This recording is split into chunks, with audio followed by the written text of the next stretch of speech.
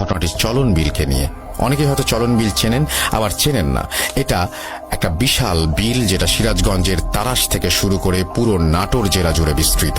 আর এখানে বছরের বর্ষা মৌসুমে পানিতে থই থই করে, আর যখন খরা মৌসুমে পানি শুকিয়ে যায় তখন প্রচুর ধান হয়। যেহেতু আমাদের এখানে সবার মূল চালিকা শক্তি এখান থেকে আসে, তাই ঘটনায় উল্লেখিত নামগুলো আর জায়গার নামগুলো আমি গোপন রাখছি। ঘটনা শুরু হয় বর্ষার পানি শুকিয়ে যায় যখন, তখন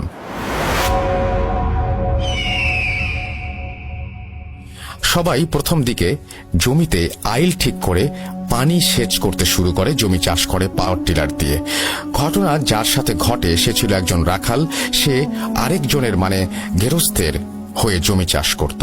এখানে বলে রাখা ভালো, যাদের জমি অনেক বেশি থাকতো বা ভিন্ন ভিন্ন জায়গায় জমি থাকতো তারা রাখাল রাখতো কাজ করানোর জন্য।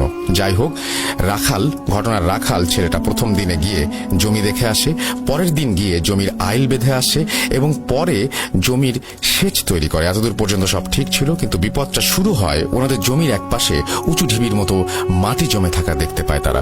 তখন সে চিন্তা করে পাওয়ার টিলার দিয়ে এই উঁচু ঢিবি ভাঙা যাবে না, তাই তিনি কোদাল দিয়ে ঢিবি ভাঙতে শুরু করেন। কাজ করতে করতে চারিদিকে অন্ধকার হয়ে যায়। বলে রাখা ভালো, তখন এলাকার রাস্তা তেমন ভালো ছিল না, কারেন্ট চলে গিয়েছিল এবং চলন বিলের আশেপাশের গ্রামগুলোতে শুধু পশ্চিমের আকাশ থেকে অল্প একটু আলোতে আবছা আবছা চারিপাশ দেখা যেত। তো রাখাল ছেলেটা ঢিবিটা পুরোটা কেটে শেষ করতে করতে একটু রাতই হয়ে যায়। তখন সে বাড়ির দিকে যাওয়ার চেষ্টা করে। বিলের ভেতরেই একটা জায়গা, একটু খালের মতো নদী আছে, সেই নদী পাড়ি দিয়েই সে হেঁটে হেঁটে বাড়ির দিকে আসছিল। হঠাৎ দেখে সামনে বড় লম্বা একটা পাঞ্জাবি পরা হুজুর টাইপের মানুষ হেঁটে আসছে। সে দেখা মাত্রই হুজুর টাইপের মানুষটাকে লম্বা করে একটা সালাম দেয়, তারপর পাশ কাটিয়ে যায়। পাশ কাটিয়ে যাওয়ার সময় অনেক সুন্দর একটা ঘ্রাণ এসে তার নাকে লাগে। তখন সে চিন্তা করে, বাহ, হুজুরের আতরের ঘ্রাণটা তো অনেক সুন্দর। এই বলে সে আবার পেছনে তাকায় দেখার জন্য, কিন্তু আশ্চর্যের বিষয় যে পিছনে সে কাউকে দেখতে পায় না। সেভাবে হয়তো অন্ধকার, তাই বোঝা যাচ্ছে না। এই ভেবে সে বাড়ির দিকে হাঁটা দেয়। বাড়িতে যাওয়ার পর সে খাওয়া দাওয়া শেষ করে তাড়াতাড়ি ঘুমিয়ে পড়ে, কারণ ফজরের আজান দেওয়ার আগেই তাকে জমিতে পানি সেচ করতে হবে। সে এই ভেবে ঘুমিয়ে পড়ে। ঘুমের মধ্যে সে স্বপ্ন দেখে সেই বিলের ধারের রাস্তায় ওই হুজুরটাই হেঁটে যাচ্ছে। সে স্বপ্নের মধ্যে তাকে সালাম দিতে যাবে, ঠিক এই সময় হুজুরটা বলে ওঠে, তোর সালামের জন্যই তুই বেঁচে গেলি। তার ঘুম ভেঙে যায়। সে এই কথাটা তার মাকে জানায়। তার মা তাকে বলে এটা একটা খারাপ স্বপ্ন, ঘুমিয়ে পড়তে বলে আবারও। সে ঘুমিয়ে পড়ে এবং ভোরে ঘুম থেকে উঠে কাজে চলে যায়। তারপরে কিছু জানা যায়নি। অনেক রাত হয়ে গেছে, কিন্তু রাখাল বাড়িতে আসছে না। এটা দেখে সবাই ভয় পায়। সবাই তখন তাকে খুঁজতে বের হয়। খুঁজতে খুঁজতে সেই জমির কাছে গিয়ে দেখে রাখালের শরীর বাহিরেই আছে, কিন্তু তার মাথা মাটিতে ঢুকে আছে। সবাই অবাক হয়ে যায়, এটি কি ধরনের মারা যাওয়া, আর কেই বা মারল এত নির্মম ভাবে? একটা রাখালের সাথে কার এত শত্রুতা থাকতে পারে? তবে ঘটনা এখনো শেষ হয়নি। তার কিছুদিন পর নতুন একটা রাখালকে রাখা হয় এবং চাষ করতে যেতে বলা হয়। সে যখন রাতে পানি সেচ দিতে যায়, দেখে রাস্তার পাশে অর্থাৎ আশেপাশে একটু দূরেই বিড়াল কুকুর টাইপের কিছু একটা রাস্তা থেকে দূরে বসে গোঙানি টাইপের শব্দ করছে। সে এইগুলো দেখে অনেক ভয় পায় এবং বাড়ি চলে আসে। তারপর কাজ ছেড়ে দিয়ে নিজের বাড়িতে চলে যায়। এভাবেই কয়েকদিন যাওয়ার পর সবকিছু স্বাভাবিক হয়, কিন্তু হঠাৎ একদিন খবর আসে বিলের আরেক পাশের কৃষক ধান রোপণ করছিল। এমন অবস্থাতেই সে মারা পড়ে গেছে।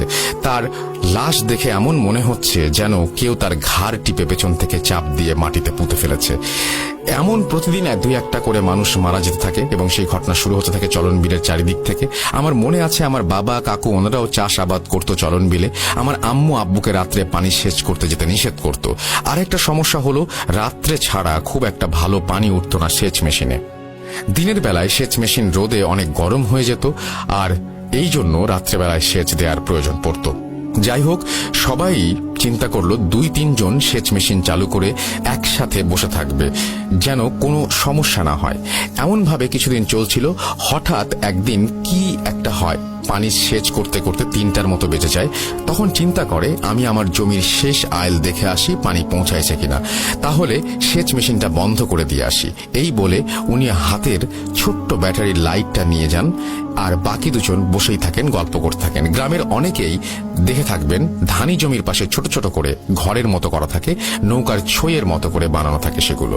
ওনারা দুজন সেটাই বসে গল্প করছিলেন। তারপর হঠাৎ অনেক জোরে একটা বাতাসের শব্দ পান তারা, এবং চিন্তা করেন আগেও তো আকাশে তারা দেখা যাচ্ছিল একটু আগেও, এখন এত বাতাস আসছে কোত্থেকে।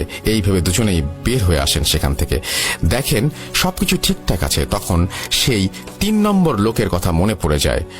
ওনারা তার নাম ধরে ডাকা শুরু করে, কিন্তু কোনো সাড়া আসছিল না। তারা তাকে খুঁজতে দুজন সেই জমির দিকে যায়। গিয়ে যা দেখে তাতে দুজনেরই জ্ঞান ছিল না এবং জ্ঞান হারিয়ে ফেলে তারা দুজনেই দেখে লোকটা তার জমির শেষ আইলের কাছে পড়ে আছে, তার মাথা কাদার মধ্যে ঠুকানো। পরের দিন গ্রামের লোকজন গিয়ে তাদের নিয়ে আসে। এরপর গ্রামের সবাই মিলে বিলে যাওয়া বন্ধ করে দেয়। পরবর্তীতে সব গ্রামবাসীরা চিন্তা করে এভাবে চলতে থাকলে সবাই মারা যাবে, এর একটা সমাধান দরকার। তখন অনেক বড় একজন আলেমকে নিয়ে আসা হয়। উনি গ্রামে এসেই বিলের দিকে তাকিয়ে বলেন, আপনাদের সমস্যা এই বিলে, তাই না? তখন সবাই সব ঘটনাকে খুলে বলে। উনি বলেন যে ঘটনা যেখান থেকে শুরু সেখানে নিয়ে চলুন আমাকে। সবাই তখন তাকে সেই প্রথম ঘটনা যেখানে ঘটেছে সেখানে নিয়ে যায়। হুজুর কিছু একটা বলে পানি